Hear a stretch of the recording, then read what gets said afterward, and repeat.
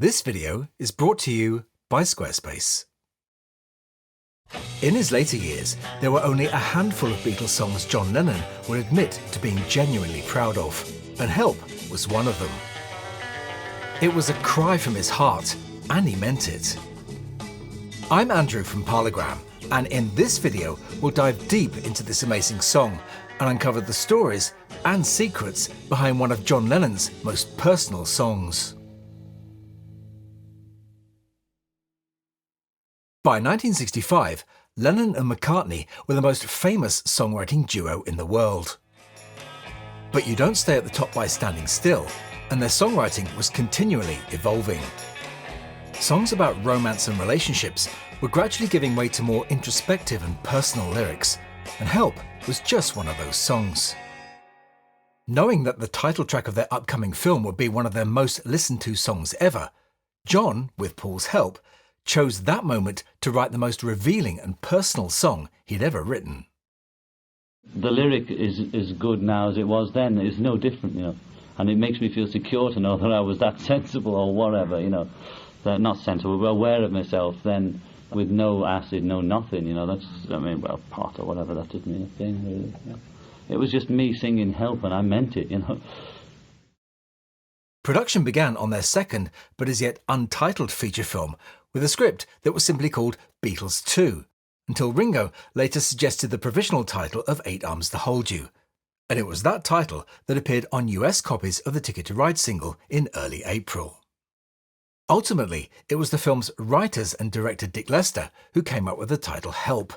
However, they encountered an early snag when they discovered that someone else had already registered Help as a film title. In the end, the issue was simply resolved by adding an exclamation mark. On April the 11th, the day after learning the title of the film, John took it home and quickly wrote the main body of the song. Paul helped out with the counter melody the following day. 1965 was also a year of changes in the studio. A few weeks before the Help session, That Means a Lot became the first session to use a reduction mix. This was where 4 tracks on one tape were mixed down onto 3 tracks of a second tape, thus leaving 1 extra track on which to record more material. But despite that innovation, the Beatles just couldn't make That Means a Lot work. And if you're curious why, check out our recent video about that song. On the face of it, Help sounds like it was a routine and straightforward recording. But George had a problem.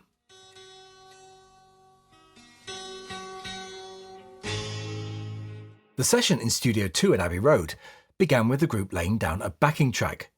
This consisted of drums and bass on track 1 and rhythm and lead guitar on track 2. Tracks 3 and 4 were left open for vocals and overdubs. Take 1. Take 1 lasted no more than 10 seconds, as one of John's strings on his famous Hootenanny 12-string guitar broke, and he yelled out for everyone to stop.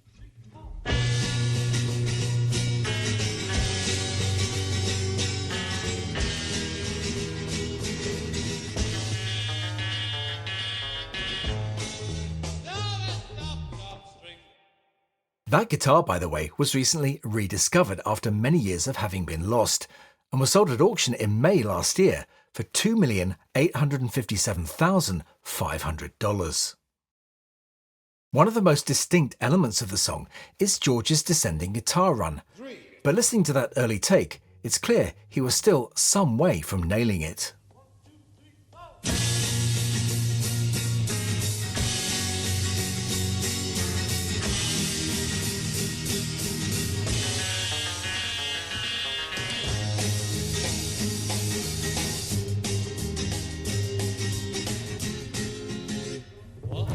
It was a similar situation to the one he faced with his solo on A Hard Day's Night, which had been resolved by recording that at half speed.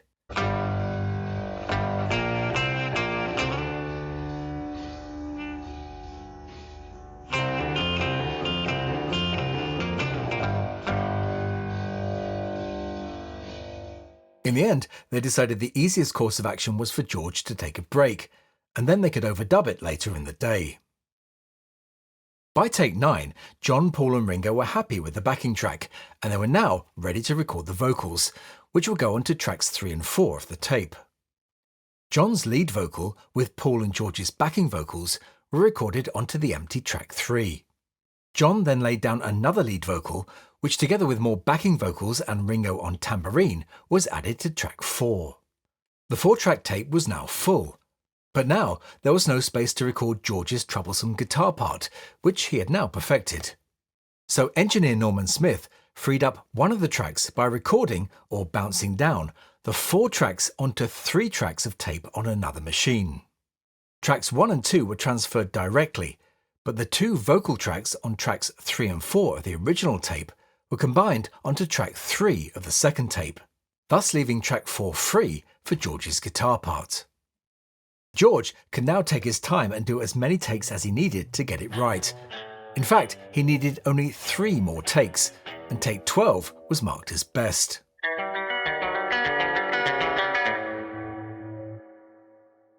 John had originally double-tracked himself on the song's introduction, but unusually for him, his vocal synchronization was poor.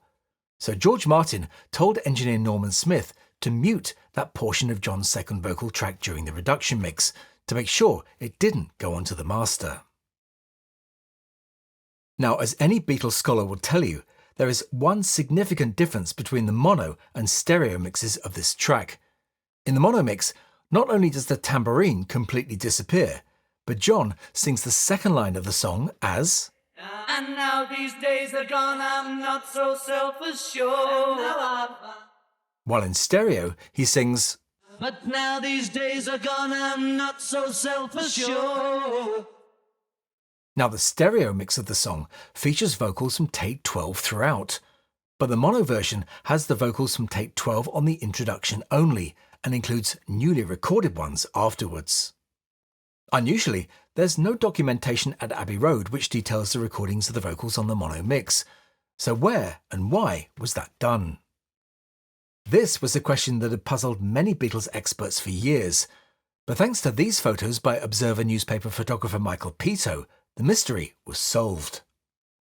EMI documentation reveals that 5 days after the session on April the 18th, Norman Smith made a twin-track stereo mix of take 12. This unique version had the vocals on one track and the instrumentation in the other, which was then taken away by the film company. Destination CTS Studios. What makes you so sure there's buried treasure on this island, Ringo? Well, here, look at this chain. A stopper? Speaking of stoppers, here's something to stop and see. Whether you're a creator or entrepreneur just starting out, or want to grow an existing brand or business, this video sponsor Squarespace can help. Squarespace is the world's leading online website design platform and can help you build the perfect website for your business. Don't worry if you've never designed a website before. Squarespace's state-of-the-art Blueprint AI design system will build you a fully customizable website in just a few steps that will function perfectly on every device. No experience required. And Squarespace makes it simple to monetize your content by selling access to online courses, blogs, videos, and memberships. Squarespace can also help you with custom merchandise. All you need to do is design your products and then let Squarespace manage production, inventory, and shipping. Discover what Squarespace can do for you by heading on over to squarespace.com for a free trial. And when you're ready to launch, go to squarespace.com/parlogram to save 10% off your first purchase of a website or domain. 1965. Everyone loves Baby Shan, the genuine champagne berry. Cine Telly Sound Studios, more commonly known as CTS, was primarily used at that time for recording jingles for television commercials. CTS was also the location where Paul oversaw the recording for his soundtrack to the film The Family Way in 1966. It was also a favourite of John Barry, who used to record his James Bond scores there. However, it was much smaller than Abbey Road, and in 1965 was equipped only with a 3-track recorder. Upon receiving Norman Smith's twin-track tape, it was transferred onto 3-track, and John, Paul and George then set about recording an entirely new set of vocals to the original backing track. Now, as Abbey Road didn't have a 3-track machine, the newly recorded track was mixed into mono at CTS and sent to Abbey Road a few days later.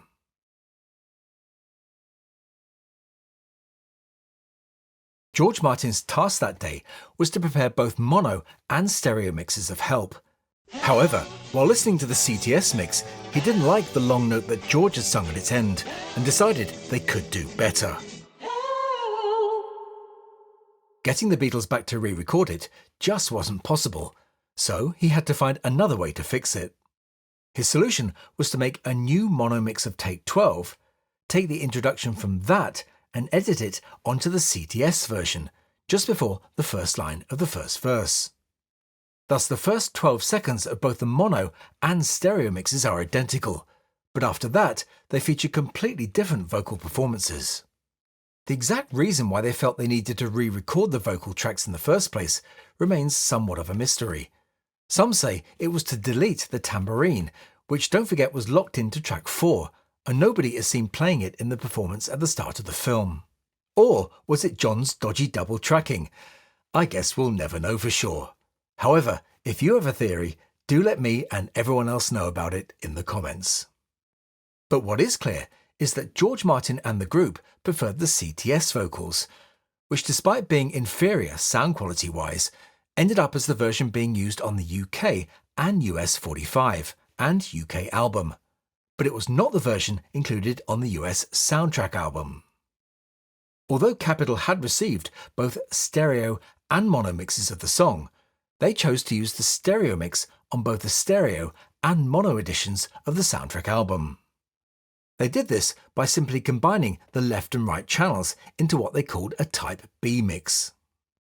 Speaking of US versions, there's something about the version of Help included on this album which US fans, it seems, cannot live without.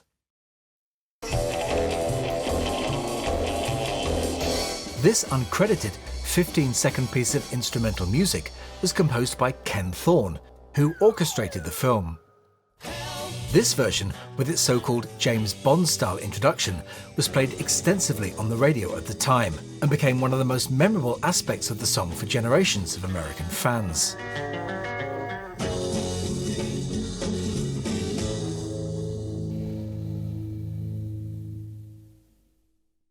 That mix was also included on US pressings of 1962 to 1966, but was removed when the album catalogue was standardised in 1987. Although the mono mix was released by Capitol in 1965, it never appeared in that format on any album until the Capitol Rarities album in March 1980. My favourite sounding version is the stereo mix from the 1973 UK first pressing of 62 to 66. Let me know which version is your favourite in the comments. Help, backed with Paul's song I'm Down, was released in the UK and US simultaneously on the 23rd of July 1965, and of course went to #1 everywhere. For the swingin'est sounds around, 199 Radio Caroline. That's Caroline North, little darling, the swingin'est one. Oh, yeah, would y'all quit clapping and making all that noise? That's Doris Joy, Say Yeah from Apollo's Saturday Night. Help! Help! I need somebody help me. Yeah, the Beatles, Help, jumping immediately into number 11 on the Caroline 550. I look for that to be #1 next week.